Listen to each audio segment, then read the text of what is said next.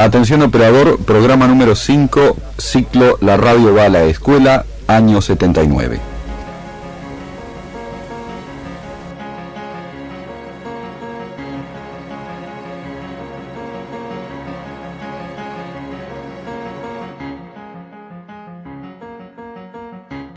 Bueno, soy la profesora Gabriela Bergomás, codirectora del proyecto de investigación de la Facultad de Ciencias de la Educación de la Universidad Nacional de Entre Ríos, Historia de la Educación a Distancia de Santa Fe y Entre Ríos, una aproximación desde el estudio de los materiales educativos. Proyecto que ya ha finalizado, pero que fue integrante de un conjunto de proyectos que surgen de una iniciativa desde la Universidad Nacional de Luján, para la realización de la historia de una investigación sobre la historia de la educación a distancia en las universidades nacionales desde el 70 hasta el año 2000. Realmente una perspectiva sumamente interesante para poder aportar y colaborar a la construcción del campo de estudio de la educación a distancia y de todo lo que significó una historia institucional con muy pocas referencias y muy poco trabajo y estudio realizado en pos de ese objetivo. Fueron varias las universidades nacionales que se prestaron a trabajar en este proyecto colaborativo, digamos, o mejor dicho cooperativo, en los que todos iban decidiendo si participaban o no, aportando desde sus universidades la construcción de un abordaje de la historia de la educación a distancia.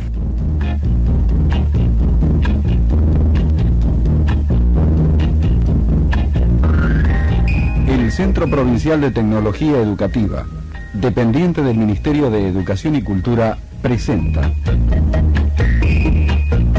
La Radio va a la escuela.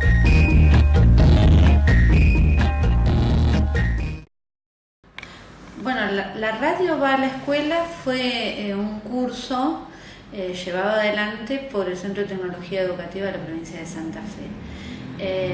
Nosotros podríamos decir hoy que en algún punto fue un curso multimedia, en el sentido de que eran audiciones radiales, pero que iban acompañadas de cuadernillos que los iban enviando a medida que se desarrollaba el curso, como ordenadores de esa escucha. Surgió en el año 1977, plena dictadura. Fue muy paradójico porque el proyecto, la verdad, que fue muy interesante. Fue una idea del director del Centro de Tecnología Educativa, que se llamaba Lermo Balbi, un rafaelino muy reconocido, un hombre de la cultura. Bueno, con la idea de la actualización docente, con la idea de utilizar a la radio, entre otras razones, para llegar a los docentes de toda la provincia. Los objetivos del curso básicamente era un curso de actualización docente. La idea era homogeneizar un poco la planta docente, sobre todo en la provincia de Santa Fe, y suponía una actualización en contenido, pero también a nivel metodológico. Nosotras analizamos los programas, los cuadernillos por separado y después la relación que se establecían entre ambos. Y bueno, era realmente todo pensado como un todo, como un sistema, y donde todo funcionaba a la perfección. Estaba todo, no encontramos ningún bache, digamos, en la relación entre lo que se escuchaba y lo que estaba en los cuadernillos. ¿Sí? Nosotros analizamos puntualmente el año 79, que constó de 50 emisiones radiales. Y eran transmitidos por una buena cantidad de radios de toda la provincia, incluso también alguna de Córdoba, porque llegaba a la provincia de Santa Fe. El material tenía dos partes, porque una era destinado completamente al docente, que se suponía que el docente lo iba a ver previamente al trabajo en el aula. Y la segunda parte era para el docente con los alumnos. En cuanto a los impresos, el impreso estaba como muy sistematizado qué se hacía en cada momento. Entonces vos tenías las actividades para hacer antes de escuchar, las actividades para hacer durante la escucha y las actividades para hacer después de la escucha. al docente le llegaba ese material, obviamente antes de la emisión. Y con eso tenía que organizarse, pero siguiendo punto por punto. Era como con un nivel de minuciosidad bastante llamativo. Un uso muy interesante de lo radiofónico eran, por ejemplo, tenían voces alternadas, o sea, buscaban cierto dinamismo, tenían escenas dramatizadas, tenían uso de la música. Uno por ahí hoy puede escuchar programas educativos hechos, por ejemplo, en España, y son gente hablando, que es una idea muy poco radiofónica de las posibilidades que tiene la educación por radio.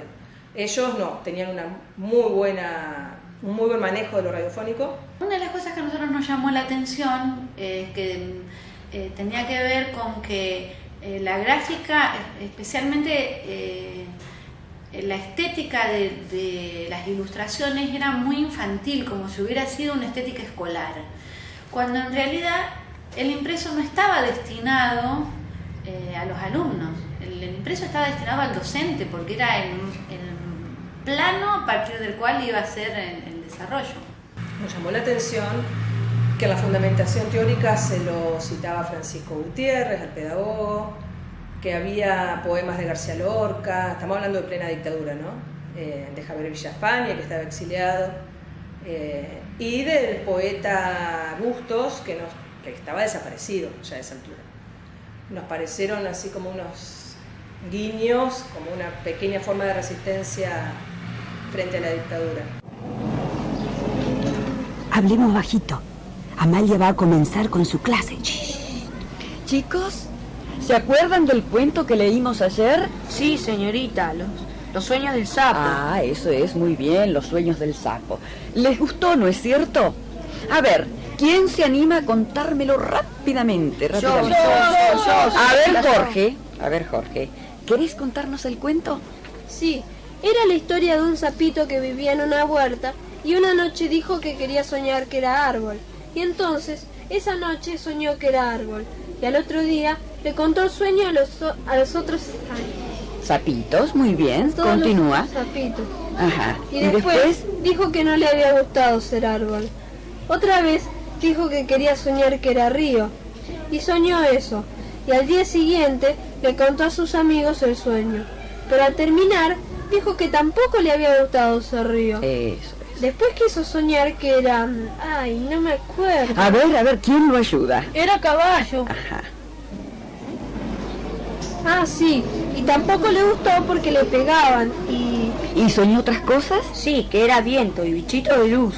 Luciérnaga, señorita, decía luciérnago, no bichito de luz. Sí, eso es. Está bien, en el cuento decía luciérnaga. Y también soñó que era nube, pero tampoco le gustó ser nada de eso. Tenemos que inventar un motivo por el cual no le gustó, ¿eh? Porque unos chicos lo quisieron casar, podría ser. Claro. Claro. Y entonces la luciérnaga iba volando, encendiendo y apagando su farol, y de pronto, ¡zas!, Ajá. sienta al lado suyo un manotazo. Una persona que entrevistamos nos dijo que fue posible porque nunca entendieron muy bien cuál era la función del Centro de Tecnología Educativa. Entonces, tampoco se metían tanto con ellos. Entonces, por ahí se pudo filtrar esta clase de resistencias, digamos. Alguna de la bibliografía que leímos para poder contextualizar, la de Fabiana Alonso, la historiadora santafesina, ella hace mención también que los cargos intermedios no eran ocupados por militares, fueron ocupados por gente de carrera. Entonces, por ahí también, gracias a eso, algunas cosas no fueron tan controladas a pesar de la censura, de las cesantías, del control de la bibliografía y demás.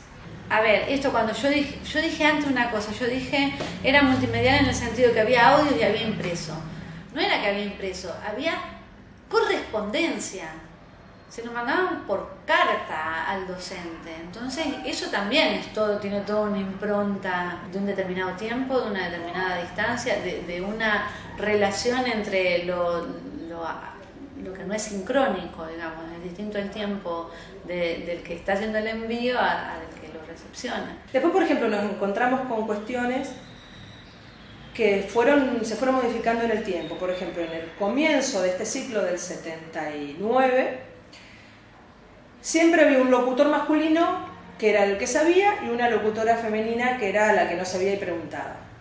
Que desde el punto de vista actual es como, bueno, una cuestión de género ahí muy, muy desagradable. Eran 4 herramientas evaluativas que los docentes tenían que presentar. Yo supongo que debe haber sido una por cada ciclo y una en general tiene que haber sido. Pero que además era en determinada fecha y que inclusive en esta parte de la información que ellos sabían sobre... Sabemos hasta la fecha en que usted mandó la evaluación.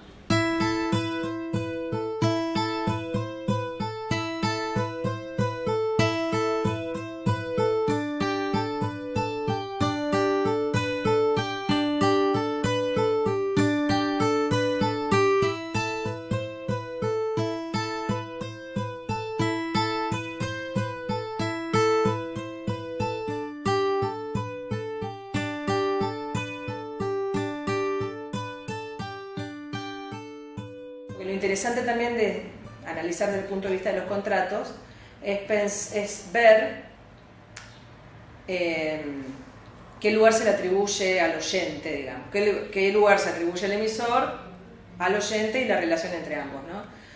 Entonces, cuando ves que se le atribuye la capacidad de entender implícitos, estás hablando, bueno, de un contrato al menos igualitario, no frente a un contrato pedagógico, el que sabe frente al que no sabe. Cuando apareció este personaje de este nene, hubo muchos de esos implícitos. Eso estuvo bien logrado. Bueno, de los materiales que conformaron el curso La Radio de la Escuela en la versión de 1979, lo que nosotros analizamos fue el contrato de escucha para los audios y el contrato de lectura y de interpretación de signos visuales para el material impreso. Y bueno, se puede hablar de un contrato que, siguiendo a Verón con el tema del contrato de lectura, un contrato igualitario, teniendo en cuenta, por ejemplo, que se respeta al oyente cuando se utiliza bien el vocabulario, cuando se usan todos los elementos del lenguaje. O sea, un montón de puntos donde realmente se siente ese respeto por el oyente.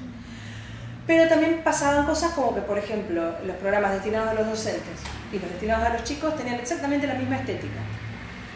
Entonces, por ahí para los docentes era demasiado infantil. En general pasaba eso, no es que para los chicos era demasiado para adultos, sino que al revés. El contrato de interpretación de signos visuales era mucho más pedagógico, un poco pensando también en estas ilustraciones que eran completamente aniñadas y que inclusive prácticamente no había metáforas visuales. Sí había muchos diagramas, y metáforas casi nada. Ahora, en relación a esto de que una gran proliferación de imágenes que estaban nada más que para llenar espacio, para adornar, que si uno por ahí las miraba así con cierto detenimiento, no era lo ideal para adornar, justamente. Realmente un trabajo muy, muy completo, muy metódico, que duró desde el 77 al 83. En el 83, con la vuelta de la democracia, paradójicamente lo despiden a Lermo Balbi. Dicen los empleados que alcancé a entrevistar que sin tener la capacidad de valorar todo el trabajo de él, simplemente porque había trabajado durante la dictadura, lo alejaron del Centro de Tecnología Educativa y bueno, ahí comenzó a languidecer. Claramente el proyecto más sólido y más duradero en el tiempo fue la Radio va a la Escuela. Por eso elegimos trabajar con esa experiencia en particular. De alguna manera este proyecto de investigación sirvió para agitar un poco la cuestión de que esos materiales, si alguien nos hace cargo, se iban a perder. Así que podemos decir esto con orgullo, digamos. La principal característica de estas propuestas es trabajar con el concepto de mediación. Es una educación que está mediada por una propuesta tecnológica en la amplia gama de posibilidades, en donde estamos trabajando, como también bien se dice, con una hipotetización acerca de cómo aprende el que está recibiendo nuestra propuesta, porque realmente lo que podemos poner como la principal característica de la educación mediada, o la educación que no requiere la presencialidad, es la posibilidad de una verdadera democratización de la propuesta educativa para todos los sectores que no pueden acceder de la manera tradicional a la educación. Entonces, el amplio espectro de posibilidades realmente crea una propuesta o pensar en propuestas que permitan ampliar la oferta académica a la mayor cantidad de destinatarios, cumpliendo con el principio de igualdad de oportunidades y de democratización de la enseñanza a partir de alternativas no convencionales.